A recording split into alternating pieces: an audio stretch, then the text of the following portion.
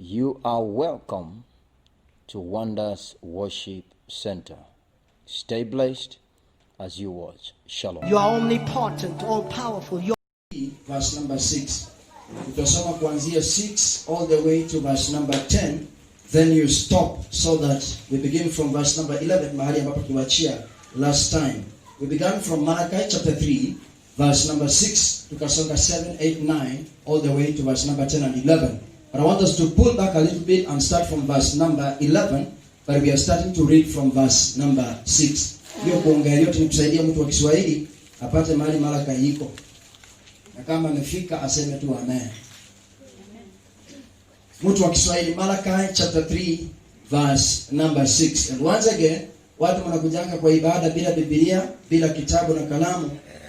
Iwe ni onyo ya mwisho kwa sababu next Sunday utasimama nikifundisha the whole service. Kuna watu wana mazoea kubeba simu ati iko na Bible ndani. Ukifika hapa mimi nahubiri, unajifanya unasoma Biblia na una chat WhatsApp. Na wifi yangu nita change password. Ukiingia hapa hapana tuachie pastor na nanga speed.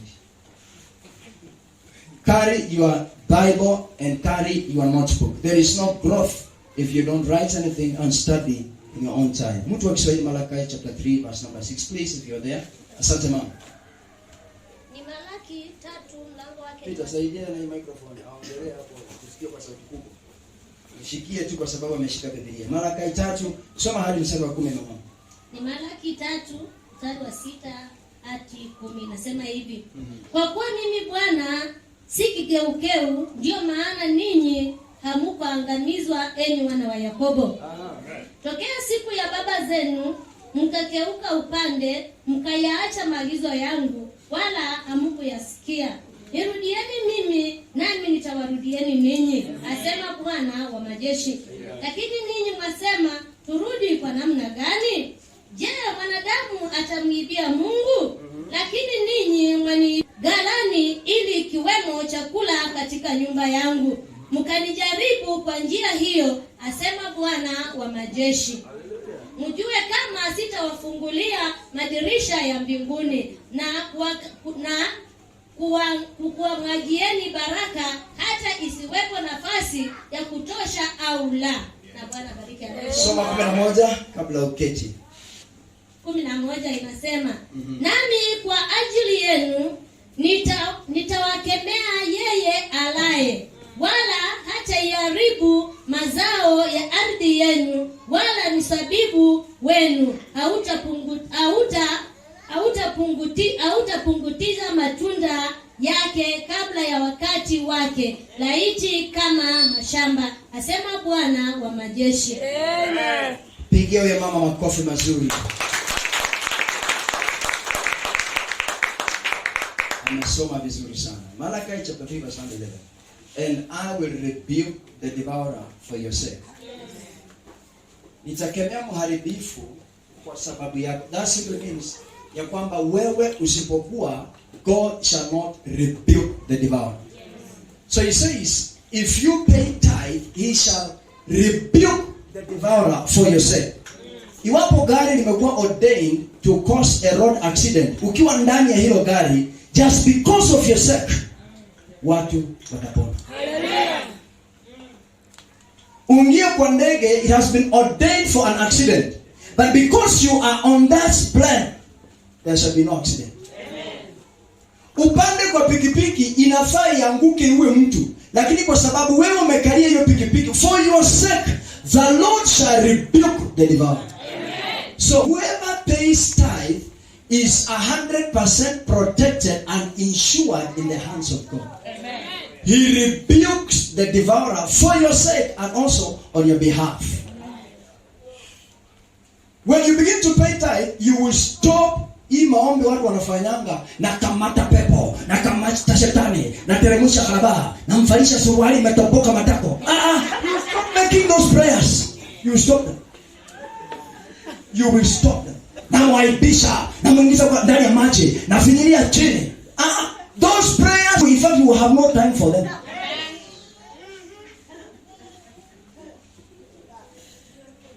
You pray simple prayers. You will not waste your strength on some things. Because just because of your sake, the Lord will protect. Usipokuwa ndani ya hilo gari, wakiwa ni watu wako ndani tu and you are not there, the Lord will not protect it, because He protects and He rebukes the devourer where there is someone who is obedient and faithful to Him. Amen. I will rebuke the devourer for your sake, so that, and you see, God uses the pronoun He. That means the devil, the destroyer. He will not destroy the fruit of your ground, nor shall the vine fail to bear fruit for you in the field, says the Lord of hosts.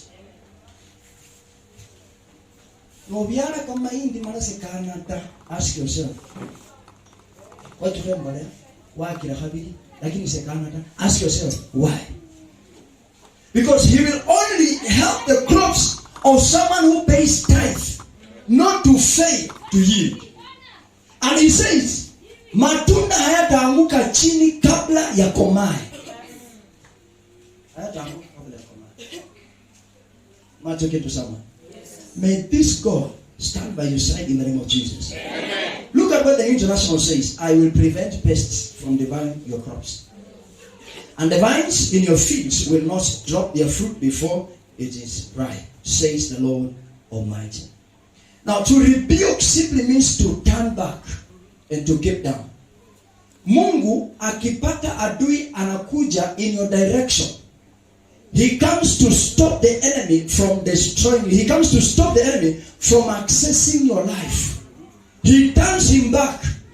He rebukes him. Unaenda wapi? Rudi mahali unatoka. So you will no longer remain to be shouting, Satan, I rebuke you. I rebuke you. For 3 hours, only rebuke. You don't say anything else. God will have rebuked him if you pay tithe. Amen. So you'll be thanking God. Lord, thank you for rebuking the devourer. Thank you for taking him far away from me. Thank you for pushing him away. Thank you for stopping him from approaching me and frustrating me. He rebukes the devourer on your behalf. Rather, He prevents. That means He goes ahead. Prevention is better than cure. So prevention, yani ni kama Mungu anakupatia vaccine against destruction.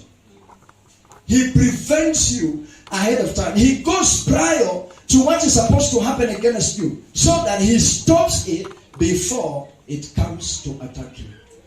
As you be faithful in your tithes, I see God protecting you in the mighty name of Jesus Christ. Amen. If we fail to pay tithe faithfully, God declares that He will not turn back the devourer.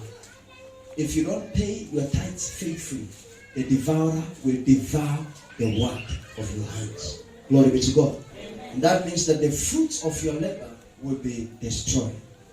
The fruits of your labor will be destroyed. Uende soko, uze mzigo iishe, na unakuidia pesa yote. The fruit of your labor is destroyed. So unarejea nyumbani ukiwa katika kilio na katika mawazo na katika wasiwasi, umejawa stress ndani ya moyo, kwa sababu bidii yako yote ambayo umefanya imepotelea pale. Unakodesha nyumba mahali, ikiwa umebakia tu 1 month wakuje wakati na mundu wa samba. Ulibecha bacheka na mambo mengine kimedia. Kwa sababu mbolea tuliweka na labor tuliweka ndani, at the end of the day you will not get anything. Bakala university kwa kwa miambi. The work of your hands is destroyed. I pray for someone. God will protect your property in the name of Jesus. Amen. I say God will protect your property in the name of Jesus Christ. Amen. Let me put it this way. Let us put it this way, in a simple way. Ukitoka kanisani hapa ukienda nyumbani, na upate jirani yako yule ambaye hamuelewanangi, na usijifanye unaelewana na kila jirani. Kuna watu hapa hamuelewani na jirani wote. Hata sasa hivi kianza tu kutabiri niseme jirani yako ya hii mkono, huyu ananyonga box huyo. Huyu ananyonga box. Umemwona? Huyo ndiye anakumaliza. Sasa hivi taamka jina la papa kodi papa kodi.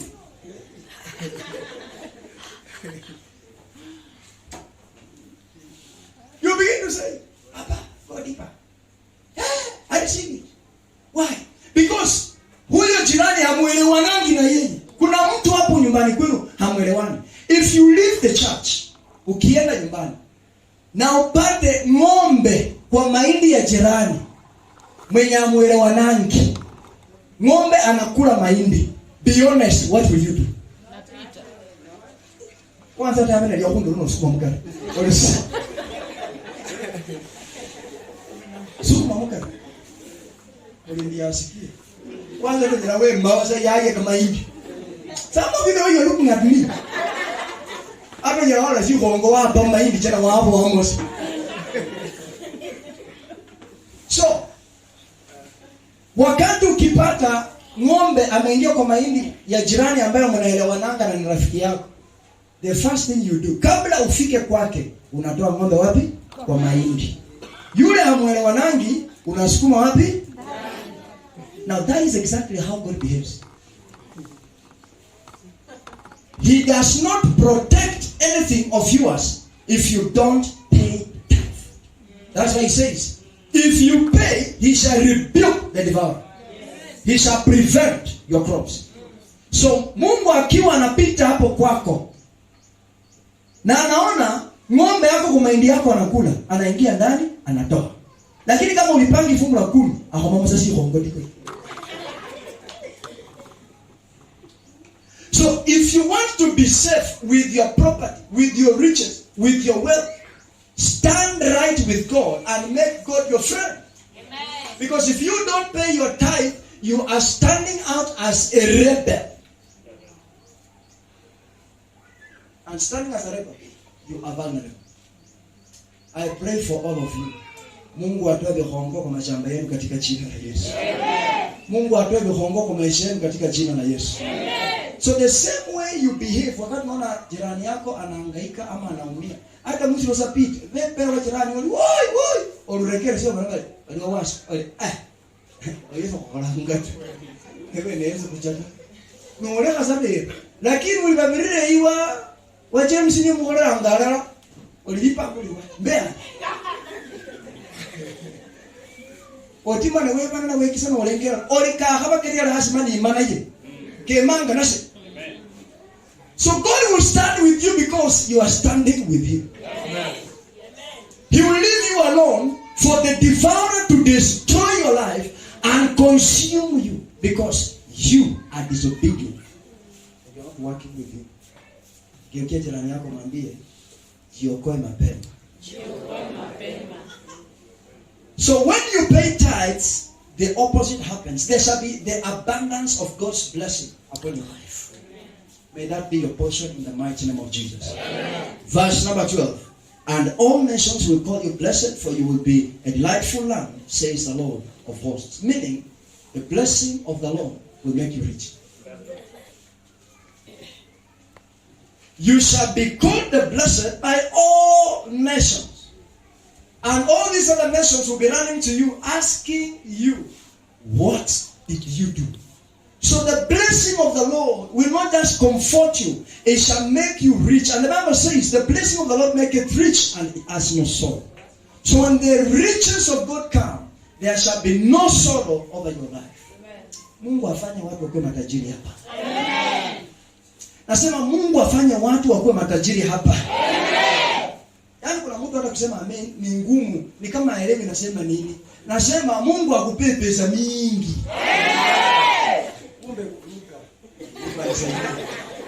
Muombe ange pastor akuwe simple and easy so that you understand what he says. Mungu akupatie utajiri. Amen. Mungu akupatie mali. Amen. Where with me and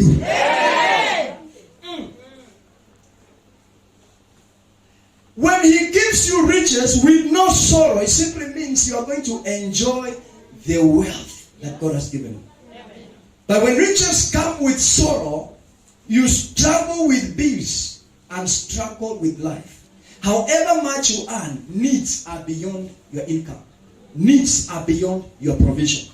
But when the Lord will bless you, all nations shall come to you and ask you, what did you do?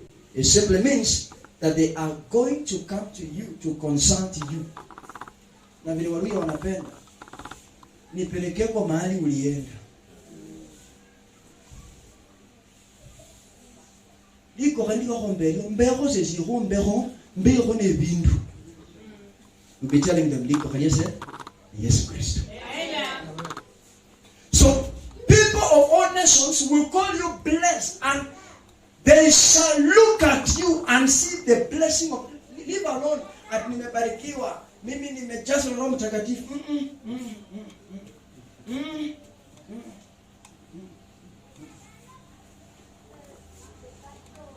He will make you rich, and it shall be evident.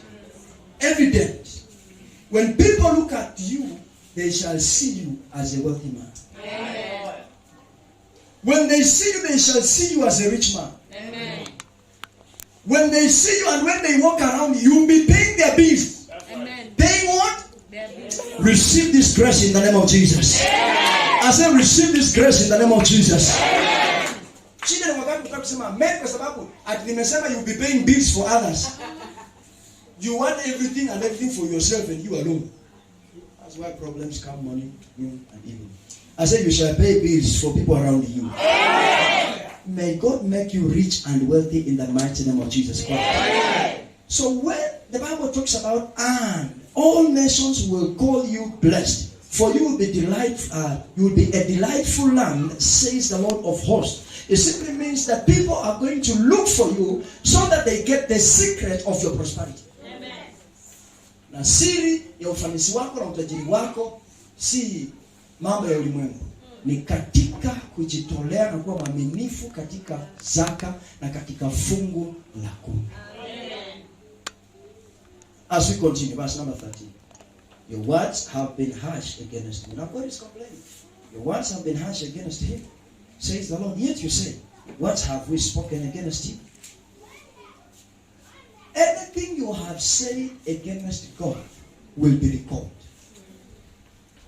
It shall be recalled. Whatever you have spoken in secret, it shall be recalled. Whatever you have uttered in the most secret place, ambapo ulijua hakuna mtu amesikia, God heard you and God will recall it. He shall bring it back to you. So those words and the conversations you had one-on-one, ile mliongea na rafiki yako, mnakaa kwa nyumba, mnaongea, mnapiga mnua, the Lord shall call upon those words and he shall remind you when you say them, why you say them, the purpose behind your talking. Your words have been harsh against God. What are these words? It is in vain to serve the Lord. Most of us are complaining every day. I am born again. I don't see the benefits of being born again. Hata kuna watu asubuhi ya leo umelalamika kabla ufika kwa ibada. You complain a lot before you come to church. Those complaints will be recalled. You shall be reminded. Glory be to God. Amen. So the gossip you had against God, God will remind you the exact words. Look at verse number 14. You have said it is useless to serve God. These are the words. What profit is it that we have kept his ordinance, and that we have walked as mourners before the Lord of hosts?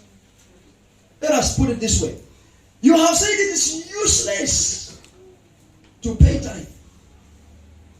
Kwa sababu wengi wanafikiria paying tithe is making pastor rich.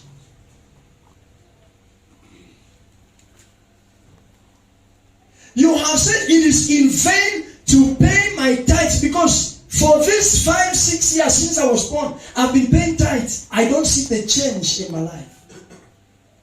So this tithe thing is a scam. That is what people say.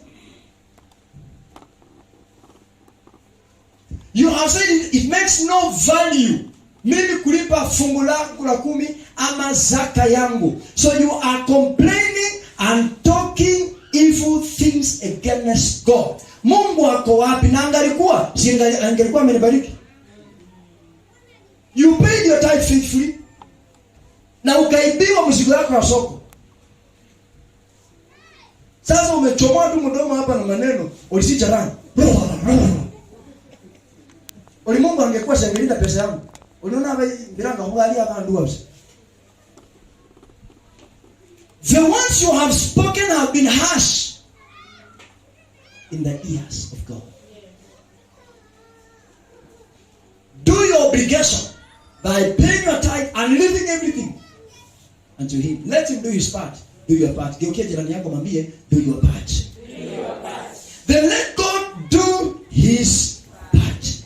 What profit is it that we have kept his ordinance? That is, we have paid tithes, we have been faithful, and yet we are still mourning, and yet we are still struggling, and yet we are still suffering. So you ask yourself questions. Where is God?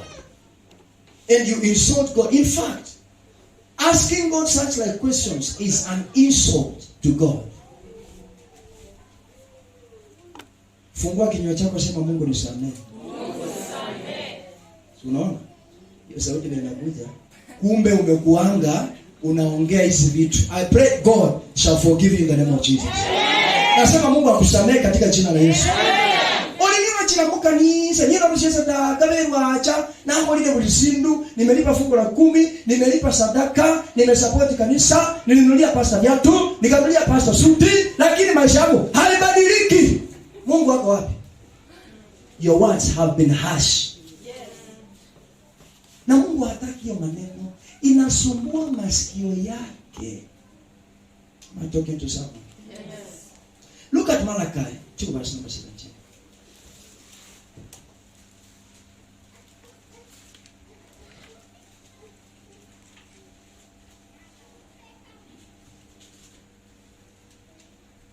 You have wearied the Lord with your words. Malachi 2:17. The same thing. You have wearied the Lord with what? Your words. Mungu wa Kiswahili anasema umemchosha Mungu au umemfanya? Umemchokesha Bwana kwa maneno yenu. Umemchokesha Bwana kwa maneno. Ambia jirani yako umechosha Mungu. Mwambie fungako mdomo Mungu apumzike. Yaani as though kuongea kuhusu watu haijatosha, umeenda mpaka bado unaongea kuhusu Mungu. Unaongea kinyume na Mungu. Umeongea kwa watu, ukaongea kwa watu, ukaona watu haitoshi. Sasa wacha niongee wapi? Mungu anasema umefanya nini? Mmemchokesha na maneno. Mwangu isiwelele kimilomo. Ambia jirani yako acha kimilomo. You have wearied the Lord, you have tired the Lord. Yaani katika maneno mengine, you have provoked the Lord. Mungu alikuwa ametulia tu, hana kisirani na wewe. Lakini kwa sababu ya kimilomo kiwe, mkamazo cha kimilomo, you throw words against God. So you have provoked him because of those words, and God is tired of those words you are talking, the things you are saying. May God deliver in the mighty name of Jesus Christ. So yet you say, wherein have we wearied him? When you say, everyone that doth evil is good in the sight of the Lord, and he delighteth in them. Or where is the God of judgment? Yeye maswali najiuliza. Ako wapi Mungu wa haki? Kwa sababu mimi nimefanya haki yangu, lakini sioni akinibariki kulingana na vile maandiko inavyosema. Habakkuk says, though it tarries, it shall not delay. Wait upon it at the appointed time. It shall come to pass. It shall surely come to pass. In fact, it shall not fail. Be patient. Be patient. God is working it out. So when you tire the Lord with your words, maneno yako yanaingia ndani ya masikio ya Mungu. Wakati unafungua kinywa chako ati Mungu, nimekuja asubuhi ya leo na abeziwele ndola sabi kichina hapo. Thank God I'm not God. When you tire the Lord with words, ukichosha Mungu na maneno, wakati unapofungua kinywa chako kuomba, hata Mungu anakuwa na wasiwasi. Ni nini unataka kumwambia? Umewahi kuwa na rafiki yako akikupigia simu unafikiria mara mbili ndipo ushike simu. Kuna watu wana marafiki wa hiyo aina. Akikupigia hata saa zingine haushiki. Kwa sababu yani hiyo simu ukishika, maneno anakuambia unashindwa sasa, kwa nini nilishika hiyo simu? You regret. Kuna watu hata siku hizi wanaona washiki simu ya tao. Kwa sababu vile wanawaambia even with all those reminders, you have decided not to pay. Maneno yanakuja yakiwa sharp. Wakati unayasikia, next time you see that number, you don't receive. So kuna watu mko hiyo type. Wakati ukipiga makoti ukifungua mdomo, Mungu anakuwa na wasiwasi. Unaona kina kwa maji. You know the cage alikuwa next. Kama last time hiyo kuongea ndiye aliongea. Na nununa bana holari. What will this person say? So Mungu kwa sababu amechokeshwa na hizo maneno, yeye pia anaanza kufikiria ndege elesie na Mungu yeye. There are times you pray and God is nowhere. Kwa sababu umemchosha na mineno. Kawipu langaza kumuona uchaka. Ole nimekungoja. Nimekungoja sikuoni. Uko wapi? Unaahidi kwa neno lako utakuwepo. Kwa hii miaka yote ulinitoroka. Wewe ulikuwa Mungu wa Elia tu, hata si Mungu wangu. The words you say zinachoma masikio ya Mungu. Ayubu anasema mtanidunga na maneno hadi hivi. So the words you speak and the words you are telling God are very sharp and God doesn't like. Some of us pay half of our tithes and we are very confident that we have paid tithe. Uliza jirani yako, have you been faithful? Demand akupe jibu. Demand akupe jibu. Have you been faithful? Demand akupe jibu. By the way, be very honest. Just tell your neighbor, kama unakula faithful mwambie sijakuanga vizuri. Ulinikuta anga ho. Kuna mbera ukura ho mbelenje na kucha. When in the days of your ignorance, the Lord understood your mistakes. He forgave you. But now that you know. But now that I know. You know very well, fungu langu la 10, nimepata mshahara wa 10,000. Nafaa nibebe kwa 1,000 niweke kwa hiyo bahasha ya fungu la 10, nipeleke hapo mbele kwa madhabahu. Noramo semia, ni wicha no chuna sasa mrudi. Walibaba katika jina la Yesu. Wali nimekuja nitazama fungu la 10, wali rebuke the devourer.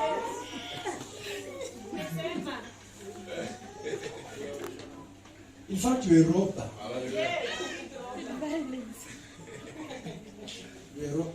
Sasa ndio basi ama umeweka Pero ni haram. Ama ndio hanya. Kuna watu, please look here. Kuna watu wengine amechukua fungu la 10. Amina sio ile hongo wewe. Amina. Anambasha mkuu nini?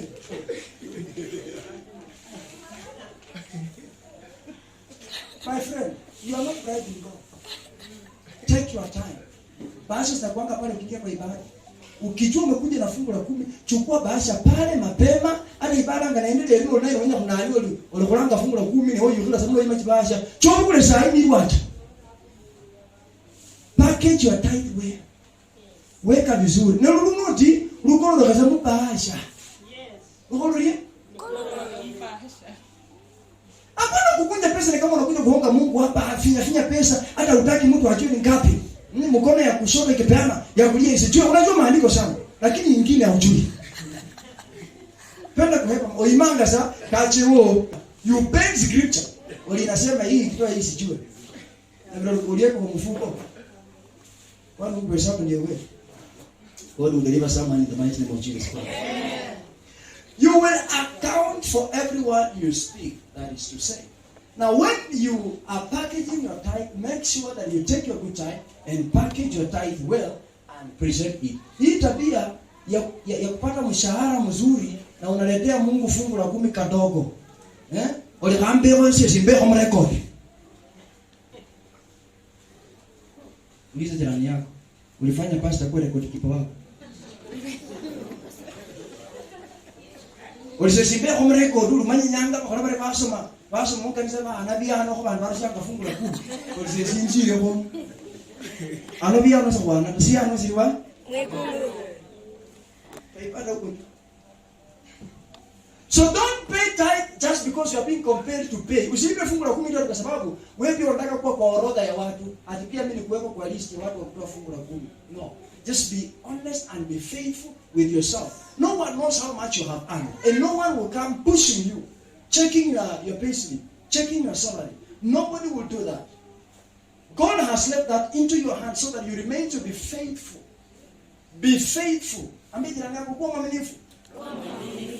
Be faithful with that tithe. Kama inafaa kuwa 100, hapana kuweka 20. Kama ni 20, weka tu 20 kwa sababu unajua imepata ngapi? 200. No one will live. No ramo 20. Wewe switch ramo bani. Wewe kisasa mbani. Acha Mungu akomboe mtu hapa katika jina la Yesu. Malachi 3:15. So now we call the proud blessed, for those who do wickedness are raised up. They even tempt God and go free. So, look at the New International Version, what it says. So now we call the arrogant blessed. Not only do evildoers prosper, they even test God and escape. So you are rating yourself. Now what do we mean? Ati mimi Mungu abarikingi wale ambao wanakuwa waaminifu. Anabariki wale wakora. Nunu wesumo kubomukura. You admire the riches and the wealth of the heathen and the ugly people.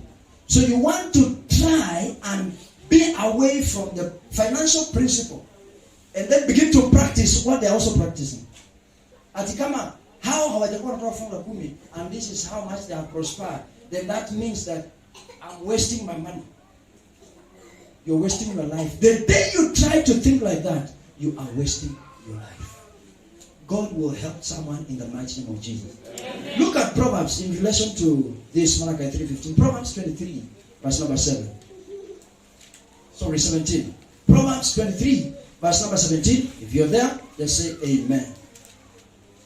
Do not let your heart envy sinners, but always continue in the fear of the Lord. Verse number 18.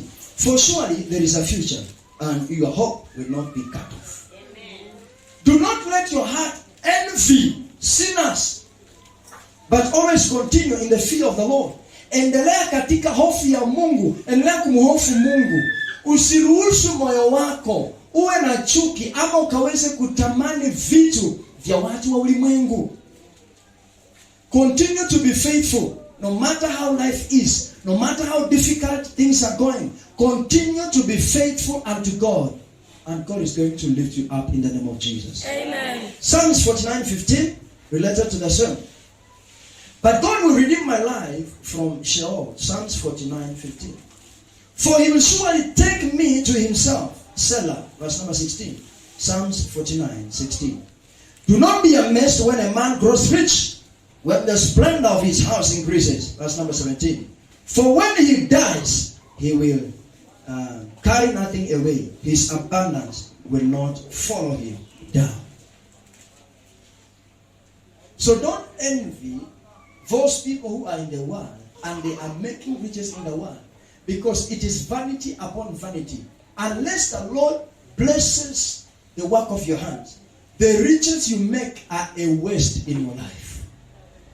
So when you become faithful and you stand faithful before God, God shall bless the work of your hands. So he says, do not envy those evil people. Don't envy those wicked people, because they gain their income and they make their prosperity through wicked ways.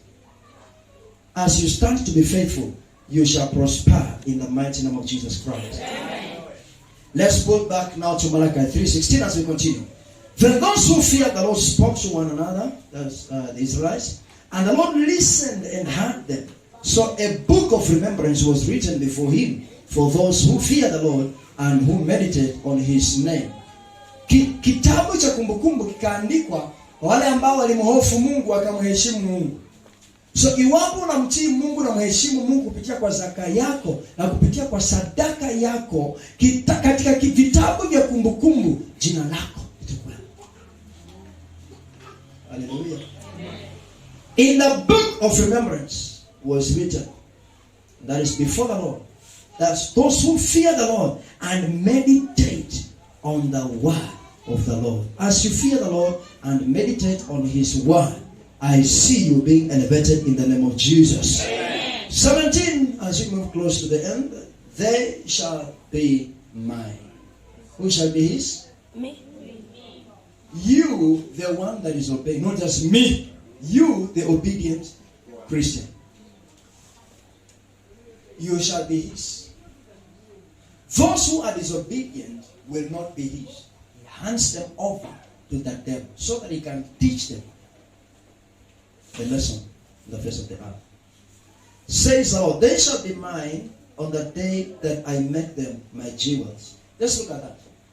Mungu atakufanya kuwe kama dhahabu, atakufanya dhahabu.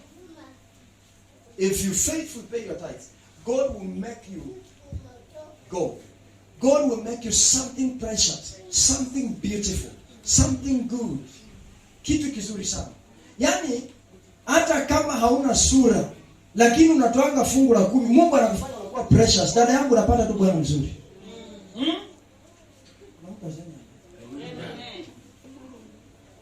Hata kama ni wanaume wamekutusi wakisema ona hiki hakina sura, ona hiki hakina mwili, ona hiki hakina shape. If you be obedient and faithful to God, God will send you one man. Akikuona hivi anaona wa malaika. Wewe Mungu alikuwa ameficha wapi? Siku anaona mahali. God will make one man to see you as God. He will make you jewel. That when a man comes, he shall see something very precious. That is only to those who are obedient and faithful. So Mungu anarembesha maisha yako. He makes you beautiful. He makes you sharp. He makes you precious. Hata kama hauna nguo mingi za kuvaa, lakini kale kamoja uko nako ukikavaa kanakubali mwili. Ndio kuna watu wanakivaa suti aje, hata ambaye nguo aje, hawezi ngara. Afuara kula yake ni kala business. Miura kino omolo na saa kololo hamu nguo chana tra. Nguo se yamba ko mubiri tra. But if you pay your tithes, hata ukinunua nguo toka hapo je mkube. Suti ya koti ya 50 na longi ya 30. Ora kufana na rangi. Na wewe pamoja wale by bishop. But if you're not a tithe payer, wa haja kwa mpango Mungu atini na Mungu dobi. Wa haja na Mungu atini wa kule suti je kusaba obolufwa ocheyiche. Ocheyi suti je. Olobera ba neno no kuno. Wakaja fundika apima sabura hii lakini nganama ofwa dibekala rasi. You don't pay tithe. Those who are faithful and obedient and they pay tithe, God makes them his own jewel. On that particular day, he makes them his own jewel. Precious things. He makes them look good. He makes them look beautiful. No hali panga fungu la 10 my friend. Wakacha kuduka so niwe kana bikora ta wakacha muchiru kube mutumba so niwe bikora ta ocheza kapime because God has not made you his own jewel, but when he makes you his own jewel, it is not in the much that you have, it is in the ability of God to beautify your life. I see God making you his own jewel in the name of Jesus. And I will spare them as a man spares his own son who serves him. Look at that. If you pay tithe, God will spare you. He will do what? He will spare you. As a man who spares his own son who serves him, who obeys him, who submits to him. Ukiwa na watoto na kuna mmoja ambaye huwa hakutii ama hakuheshimu ama hakuelewi, oboli sindi ya kwa jirani bejibali mwana kama obe kuna bere maswala mweke onta olugo sifuna ni kukenda ngakula bile because he doesn't obey you. Wanga kabere James sembara. God will spare you. Sembara. When the devil comes and says, do you know your servant, Deacon David? Do you know him? Do you think he loves you just because he loves you? No, it's because of the wealth you have given him. God said, if it's David, I don't think so. Please go away. He shall separate you and protect you and preserve you. He will spare you. Yani hata, if anything evil is supposed to take place in your life, God spares you and He sets you apart. He delivers you from destruction. As you start to be faithful with your tithes, God will set you free and protect you from destruction in the mighty name of Jesus. Amen. Verse number 18. Then you shall again discern between the righteous and the wicked, between one who serves God and one who does not serve Him. There is a difference between a person who serves God faithfully with his or her tithes and the one that doesn't. There is a clear line. There is a clear boundary between these two people. Those who don't pay tithe can never have enough provision. Those who don't pay tithe can never have enough provision. However much you get, the devil is there to consume whatever you get. Those who are faithful unto God, hata ukipata kidogo, the Lord gives you comfort within the bracket of that little provision. Ni kidogo, lakini hauhangaiki na hiyo kidogo. Unalipa nyumba ya 700 lakini Mungu amekubariki tangu ingie kwa hiyo nyumba hujawahi kosa. You pay faithful. Mpaka labda anasemanga nikipatako tenants kama huyu nitajenga ghorofa hii. Because God blesses you within the parameter of that expenditure, within the parameter of your needs. He makes sure He supplies your needs and you don't run short of those needs. God will supply your needs in the name of Jesus. Amen. So there is a clear difference between those who pay tithe and those who don't pay tithe. Points to note as we close. A number of things here I want you to note. God does not, that is number one, God does not need us to give Him our money. He owns everything. Gold and silver belongs to Him. Tithing is God's way to grow and develop a Christian economically. God does not need your money. It is you who needs to give it out to Him so that you can grow economically. God is not desperate for your money. You are the one desperate for Him. So you are the one desperate to give to Him for you to open your financial channels. Number 2, God is not desperate for your tithes and offerings. Gold and silver belongs to Him. You need to give Him that tithe so that you receive His blessing. There are promises tied on that tithe. So those promises are not for God. They are for you and a believer. That when we carry out the command, when we be faithful in our tithes, then these promises will be our portion. Number 3. Pay your tithes according to your income, lest God make your income according to your tithing. Lipa zaka yako ama fungu lako la 10 kulingana na mapato yako. Bure, Mungu anaweza fanya mapato yako kulingana na ile fungu unalipa. Pay your tithe according to your income, lest God make your income according to your tithing. Just like I said, you know very well you're supposed to pay a tithe of 5,000, but you're paying 2,500 kwa sababu pastor ajipe slip yako, na hakuna siku atakuja kukuuliza, maana aulizangi atananga shughuli. So you think you are playing games ati hawajui pastor anajuanga tu mimi natanga fungu la 10. God can make your income according to the tithe, because you are giving that tithe less your income. So God can make that your income according to the percentage of what you're giving as your tithe. Number 4. Points to note.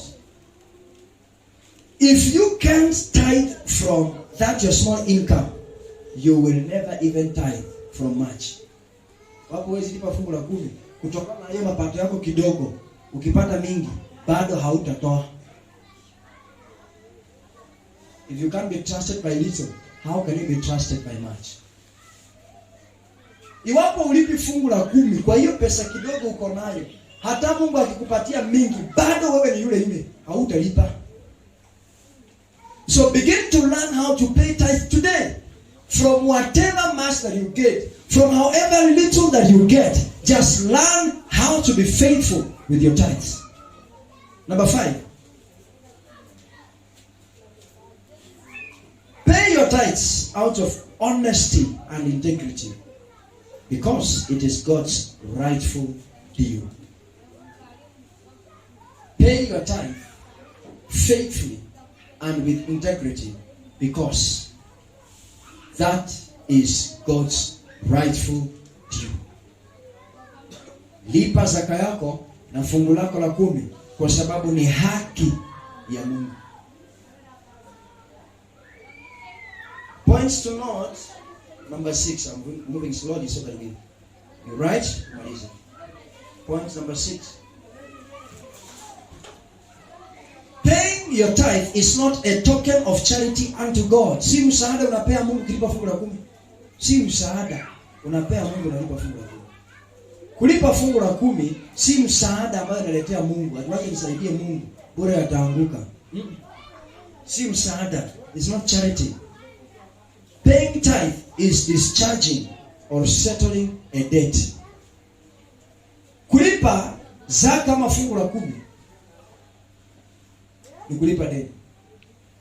You owe before you receive. So when you receive, you're supposed to pay. So paying tithe is settling a debt. It's not charity work unto God. Yokia jirani yako mwambie, tithe is not negotiable. Yule hajasikia vizuri mwambie, pigie kelele asikie, tithe is not negotiable. Tithe is a sacred gift to health and wealth. Paying tithe is a sacred gift for your health and wealth. Paying tithe is a sacred gift for your health and wealth. Unapolipa fungu la 10 ni kitu ambacho kinafanyika katika njia ya utakatifu ya kukupatia wewe afya na hata mali, kuinua na kukupanua. Glory be to Jesus. Amen. Say after me, I shall be faithful. I shall be faithful. Nitalipa fungu la 10. Nitalipa fungu la 10 kwa uaminifu. Kwa uaminifu. Sema sitakuwa mjanja vile nimekuanga mjanja. Sitakuwa mjanja vile ninakuanga mjanja. Kuna watu wanasmile tu. Hawasemi, wanasmile, yani wanaelewa ujanja wao imefika wapi. Rise up on your feet, ambia Mungu nitolee ujanja yote katika maisha yangu. Bwana